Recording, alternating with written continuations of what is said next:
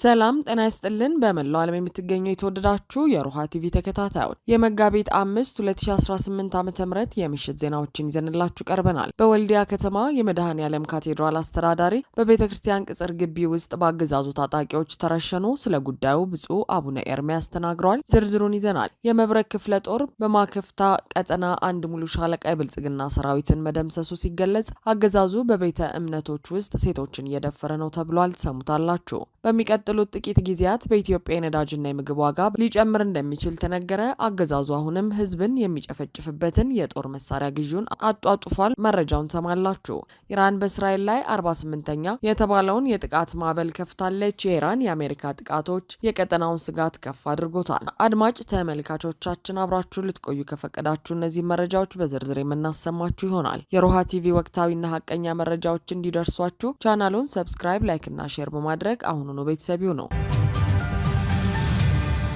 በወልዲያ ከተማ የመድኃኔዓለም ካቴድራል አስተዳዳሪ በአገዛዙ ታጣቂዎች በጥይት ተደብድበው ተገደሉ። በሰሜን ወሎ ዞን የወልዲያ ደብረ ሰላም መድኃኔዓለም ካቴድራል አስተዳዳሪ የሆኑት መላከ ምህረት አባ አይናለም አማረ ቆሞስ ትናንት መጋቢት 4 2018 ዓ.ም በሚያገለግሉበት ቤተክርስቲያን ቅጽር ግቢ ውስጥ በአሰቃቂ ሁኔታ መገደላቸው ተሰማ። ይህ ግድያ አገዛዙ በሃይማኖት አባቶችና ተቋማት ላይ የከፈተውን ስልታዊ ጥቃት የሚያሳይ ሌላው አስከፊ ማሳያ ሆኗል። የካቴድራሉ አስተዳደር ባልደረባ ለመሰረት ሚዲያ እንደገለጹት መላከ ምህረት አባ አይናለም አማረ ቀደም ሲል በአካባቢው በሚንቀሳቀሱ የአገዛዙ ታጣቂዎች ዘንድ ጥርስ ተነክሶባቸው የቆዩ አባት ነበሩ። ለሞት ያበቃቸዋል ብለን ትኩረት ሰጥተነው አናውቅም ያሉት እኚህ ባልደረባ ታጣቂዎቹ በሌሊት ወደ ቤተክርስቲያኑ ግቢ በድብቅ በመዝለቅ በጥይት ደብድበዋቸው መሄዳቸውን በሀዘን ገልጸዋል። አባ አይናለም አገዛዙ ከፋኖ ጋር እያደረገ ያለው ደም አፋሳሽ ጦርነት በአስቸኳይ ቆሞ ነገሮች በሰላም እንዲቋጩ በግልጽ አደባባይ ሲናገሩ የነበሩ እውነትን የማይፈሩ ደፋር አባት እንደነበሩም የተነገረ ሲሆን ለሞት ያበቃቸውም አገዛዙ ለሰላም እጅ እንዲሰጥ በአደባባይ መናገራቸው እንደሆነም ተመላክቷል። በስርዓተ ቀብራቸው ላይ የተገኙት የሰሜን ወሎ ሀገረ ስብከት ሊቀ ጳጳስ ብፁዕ አቡነ ኤርሚያስ የተሰማቸውን ጥልቅ ሀዘን የገለጹ ሲሆን መላከ ምህረት አባ አይናለም እግዚአብሔር በቆረጠው ቀን አርፈዋል። ነገር ግን በቀናቸው ለተጠሩት አገልጋይ መሞት ምክንያት የሆነ ሰው ባይወለድ ይሻለው ነበር በማለት በገዳዮቹ ላይ ያላቸውን ከፍተኛ ምሬት ገልጸዋል። ብፁዕነታቸው አክለው ሟቹ አባት ነጻና ፊት ለፊት የሚናገሩ ለቤተ ክርስቲያን እድገትና ለልማት በቆራጥነት የቆሙ ትጉህ እረኛ እንደነበሩ መስክረዋል። ከሳምንት በፊት በደቡብ ወሎ ዞን መሀል ሳይንት ወረዳ የሚገኘው ታሪካዊው ታዕካ ነገስት አትሮኖስ ማርያም ቤተ ክርስቲያን በአገዛዙ ኃይሎች በከባድ መሳሪያ ተመትቶ 5 ምዕመናን መገደላቸው ይታወሳል። አገዛዙ በአካባቢው ያሉ የሃይማኖት አባቶች ለህዝቡ እውነትን እንዳይናገሩ ለማስፈራራትና ድምጻቸውን ለማጥፋት የግድያና የእስር እርምጃዎችን አጠናክሮ መቀጠሉም የተገለጸ ሲሆን እውነትን የሚናገሩ የሃይማኖት አባቶችን በቅዱስ ስፍራ ውስጥ መረሸን የስርዓቱን የመጨረሻ መፈራረስና የሞራል ዝቅጠት የሚያሳይ ነውም ተብሏል።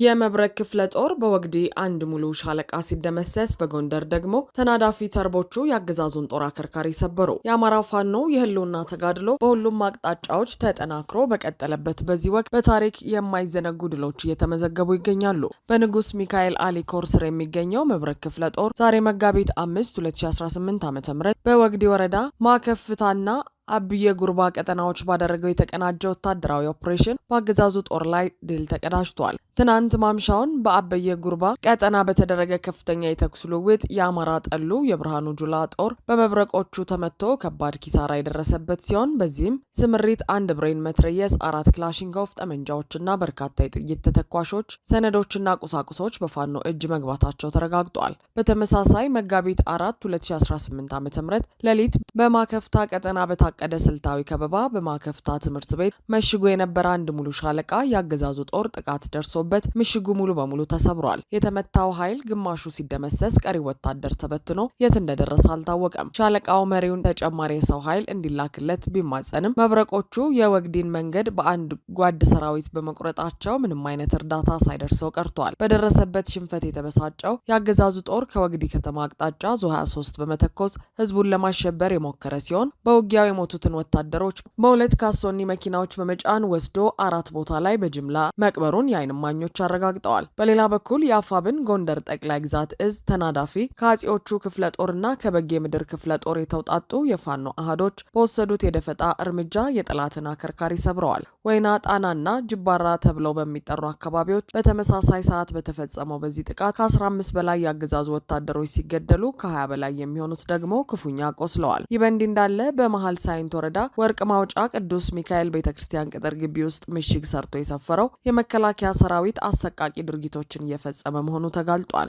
ወታደሮቹ ታዳጊ ሴቶችን አግተው በማምጣት በቤተክርስቲያኑ ግቢ ውስጥ እንደሚደፍሩ፣ የቤተክርስቲያኗን ቤተልሔምና የግብር ቤትን ለመጸዳጃነት እንደሚጠቀሙበት ተነግሯል። ካህናትና ዲያቆናት ለአገልግሎት በሚሄዱበት ወቅት ድብደባና ዘረፋ እንደሚፈጸምባቸው፣ ምዕመናንም ለጸሎት መሄድ እንዳቆሙ የዓይን እማኞች ገልጸዋል። በቤተክርስቲያን በረንዳ ላይ ጫት የሚቅሙትና ሲጃራ የሚያጨሱት የአገዛዙ ወታደሮች ታሪካዊቷን ተአካ ነገስት አትሮኖስ ማርያምን በከባድ መሳሪያ ከመቱበት ዕለት ጀምሮ በሃይማኖት ተቋማት ላይ የከፈቱት ጥቃት አገዛዙ ያለበትን የሞራል ውድቀት ያሳየ ነው ተብሏል።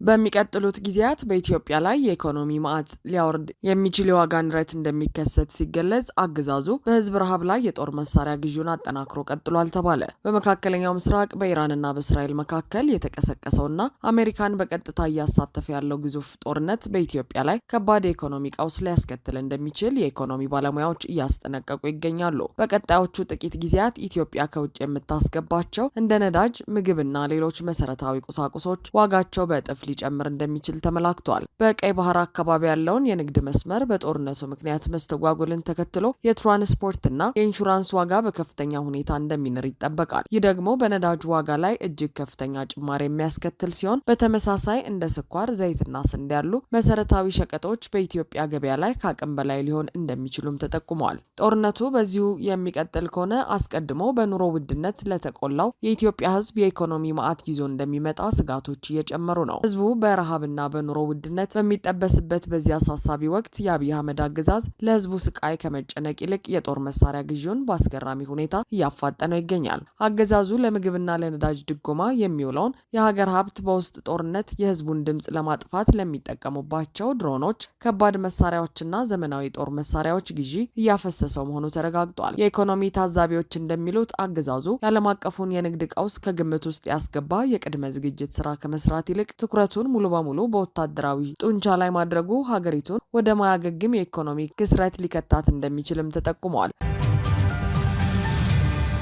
በኢትዮጵያና ሱዳን ድንበር አቅራቢያ በደረሰ የድሮን ጥቃት የሰው ሕይወት ማለፉ ተዘገበ። ጥቃቱ በኢትዮጵያና ሱዳን ቦርደር አቅራቢያ በምትገኘው በኩርሙክ ከተማ ሲሆን ጥቃቱ በኤምሬት ትዕዛዝ በአብይ አህመድ ድጋፍ በሚደረግለት RSF እንደተፈጸመና የመኖሪያ አካባቢዎችን ኢላማ ያደረገ እንደነበር የአካባቢው አስተዳዳሪ ገልጸዋል። በተጨማሪም የተባበሩት መንግስታት ባለሙያዎች ባለፉት ቀናት በተለያዩ የሱዳን አካባቢዎች በተከሰቱ የድሮን ጥቃቶች ከ50 በላይ ንጹሃን ሰዋታቸውን አስታውቀዋል። ሁኔታ በሱዳን ያለው የሰብአዊ መብቶች ቀውስ አሁንም እያየለ መምጣቱን ያሳያል ብለዋል። በተጨማሪም የዓለም ጤና ድርጅትና ሌሎች ግብረሰናይ ድርጅቶች በጦርነቱ ሳቢያ ለህዝቡ የሚቀርበው ሰብአዊ እርዳታ እጅግ አስቸጋሪ ሁኔታ ውስጥ መሆኑን ገልጸዋል። የጸጥታው ምክር ቤትም በሱዳን ያለው ሁኔታ አስከፊ ደረጃ ላይ መድረሱን ገልጾ ዓለም አቀፉ ማህበረሰብ እንዲንቀሳቀስ ጥሪ አቅርበዋል። ይህ ሁሉ የሚያሳየው በሱዳን ያለው የእርስ በርስ ጦርነት ከድንበር አልፎ ሰፋ ያለ ተጽዕኖ እየፈጠረ መምጣቱን ያመላክት ነው ተብሏል። በተመሳሳይ የአሜሪካ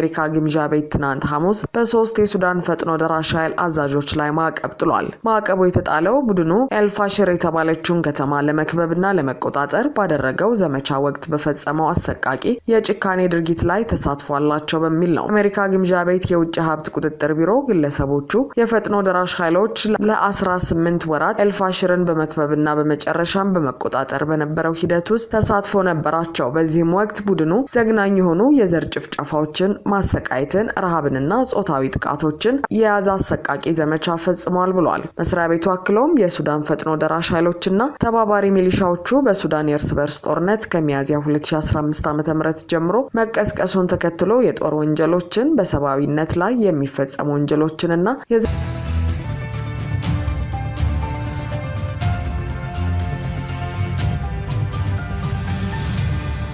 አድማጭ ተመልካቾቻችን የሰዓቱ የሮሃ ቲቪ ዜናዎች የተከታተላችኋቸውን ይመስሉ ነበር። አብራችሁን ስለነበራችሁ ከልብ እናመሰግናለን። ሰላም።